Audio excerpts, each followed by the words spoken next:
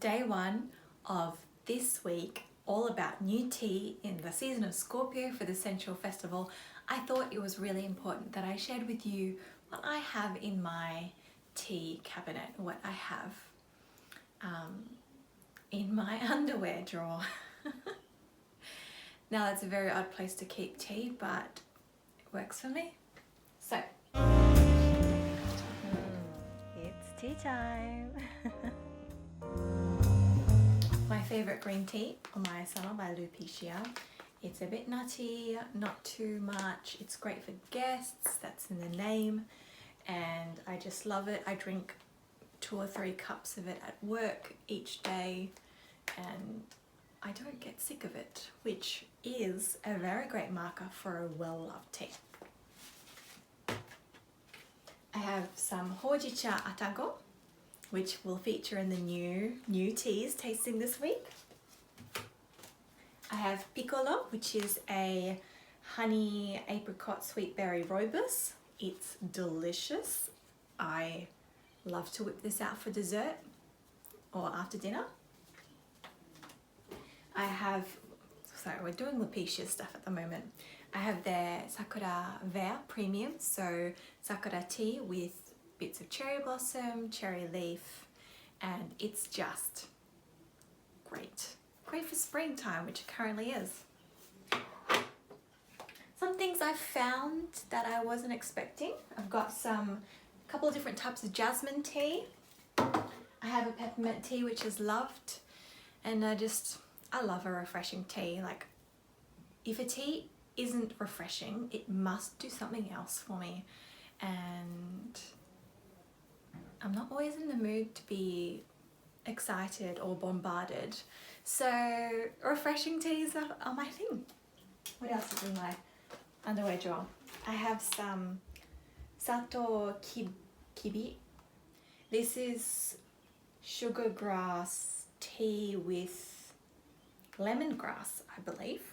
We'll find out. We have some yerba mate farmed in South Brazil with a hibiscus rose calendula mix. We'll also find out how that tastes. We also have a butterfly pea tea from Okinawa. That one's really interesting too. That's got hibiscus and lemongrass. Yum. We have Arabian Nights. Yum. We'll find out. We have Nara Tsukigase, which is another green tea from Nara, which is nurtured by spring water and painstakingly crafted. Oh my gosh. It apparently has a well-rounded taste. And we will find out, hopefully. I think I've got a few too many new teas for a week, so maybe we'll find out about them a little bit later on.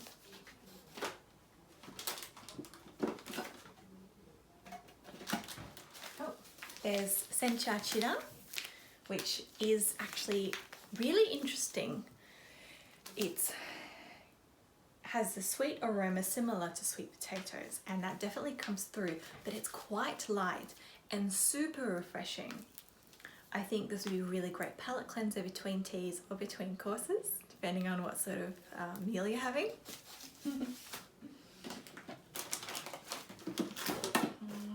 What's this one? Oh yes, this is the Taiwanese oolong that some family friends who also share a love of tea often send me. It's really good. It's just, how do you describe it? I can't describe it at the moment. And then we have Creme Caramel Tea by TWG from Singapore, which is a lovely luxury brand tea. I love them. We try this one as a new tea. Delicious. And then we have Bon de Rose. I think that's it. Bon. The Rose Black Tea by TWG. It's Darjeeling with rose and hints of vanilla, and it is really great. I think I actually shared my first sip of this a couple months ago on my Instagram, and I totally didn't know how to drink this properly. And now, last one, I'll try iced, but it's just such a great tea, and I know how to drink it now, and I know how to like love this tea and let it love me back.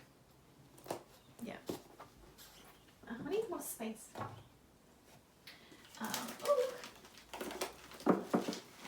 I do believe that that is all the tea in my underwear drawer. The teas in my underwear drawer are my teas that I buy, but I do definitely drink other teas that my family buy or whoever is around. At friends' houses, I tend to drink like a lot of the herbal options, licorice. My family are caffeine addicts and non-addicts, so there's a lot of variety. There's a lot of decaf black teas available for me there, like a vanilla black tea, decaf chai, decaf Earl Grey, decaf French Earl Grey, and there will be a couple of those in the mix as well because they're just so good, and I often take them away with me. Yeah.